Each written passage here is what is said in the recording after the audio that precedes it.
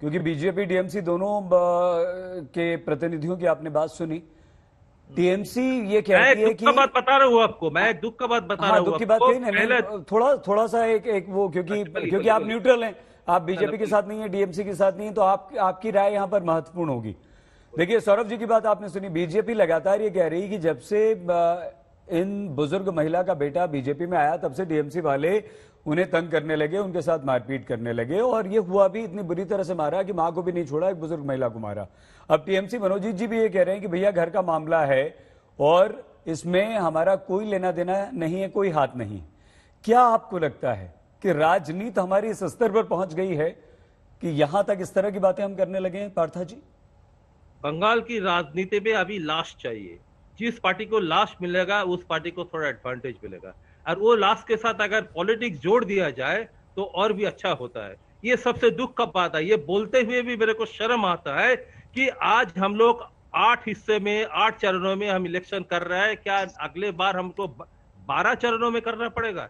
यही हम लोग को ये सबसे लज्जा का बात है एक बंगाली होने के नाते। देखिए बीजेपी और तृणमूल के बीच जो हो रहा है, सबसे दुख की बात आप जानते हैं, परसों जब इसके पहले जो पहला चरण का जो इलेक्शन था, हम लोग को हर चैनल में एक ही प्रश्न किया गया कि देखिए तृणमूल बीजेपी के अंदर में मारपीट हो रहा है, आप लोग तो मारपीट नहीं कर रहे हैं, आप लोग को कोई मार भी नहीं है, आप लोग मारपीट भी नहीं कर रहे हैं, मतलब आप लोग क्या है नहीं। मतलब ये आज का एस्पेक्ट हो गया इलेक्शन की कि अगर आप मारपीट नहीं करेंगे, अगर आप मार नहीं खाएंगे, जी आप मारेंगे नहीं, तो आपको अहमियत ही नहीं दिया जाएगा। ये हालत बन गया बंगाल की, जो इलेक्शन है बंगाल की। ठीक है पार्था जी। अवनिजेश जी, सर क्या जब भी राजनीतिक संघर्ष होता है तो वो राजनीतिक संघर्ष जो होता है वो राजनीतिक हिंसा में बदलता है? और यदि ऐसा थोड़ा बहुत भी होता है हमारे देश में, जिस तरह से हमारा समाज है और जिस तरह से हमारे देश में अवनिजेश जी चुनाव होते हैं, तो अगर ये राजनीतिक संघर्ष राजनीतिक हिंसा में सर बदलता है तो बंगाल में ये बहुत ज्यादा हिंसा में तब्दील क्यों हो जाता है? कारण क्या है सर इसका?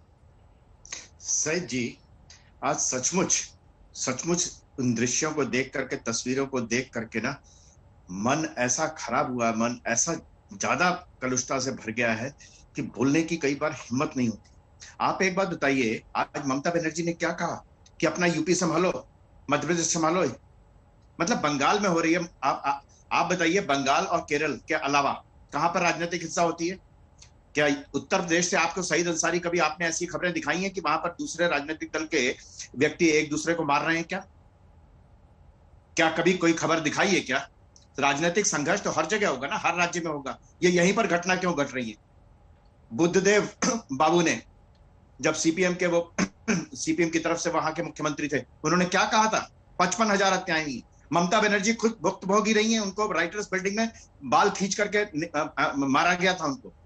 हमें उम्मीद ये थी कि ममता बनर्जी के आने से पूरा बंगाल जो है, बंगाल की रक्त रंजित राजनीति बिल्कुल साफ हो जाएगी, निर्मल हो जाएगी। ममता बनर्जी का स्वागत किया था हमने उस समय, हमने कहा था कि बहुत अच्छा परिवर्तन है। लेकिन 10 सालों में क्या हुआ? आप ये बताइए, 10 सालों में आज वो ममता बनर्जी कह रही है कि आप उत्तर प्रदेश देखिए। मतलब उत्तर प्रदेश में तो कोई राजनीतिक हिंसा की बात कहीं दिखाई देती नहीं है, उसके बावजूद उनको उत्तर प्रदेश दिखाई दे रहा, अपना राज्य नहीं दिखाई दे रहा। अपनी जिम्मेदारी नहीं है उनकी क्या? और कितनी कितनी मृत्यु होती होंगी पूरे बंगाल में? क्या हर एक मृत्यु को कहा जाता है? यहां पर आपकी भूमिका में कहा गया कि राजनीतिक सियासत हो रही है, मोहरा बनाया जा रहा है। मोहरा कहां बनाया जा रहा है? अगर उसको वहां पर उस व्यक्ति को पीटा गया आकर के और कहा गया कि तुम बीजेपी का समर्थन करते हो, मां उसको बचाने आई, उसके साथ धक्का मुक्की हुई, उसको चोट लगी, उसके आंखों में पूरा चेहरा सूजा हुआ था, हम सबने देखा है। इसको क्या राजनीतिक हिंसा नहीं कहेंगे क्या? और ये मोहरा है क्या? और कहां गए आज वो सारे तख्ती लेकर के आने वाले, कैंडल मार्च लगाने वाले, जो हिंदुस्तान को पूरे बदनाम करते थे? आज उनके सामने कोई मुद्दा नहीं है क्या? किस तरीके से मारा गया है? ये बंगाल की बेटी और बंगाल की मां का रिश्ता है। ये मुझे लगता है कि बंगाल की जनता को जवाब देना चाहिए। एक मृत्यु भी होती है तो वो मुद्दा बनना चाहिए। एक मृत्यु, सिंगल मृत्यु भी होती है तो मुद्दा बनना चाहिए।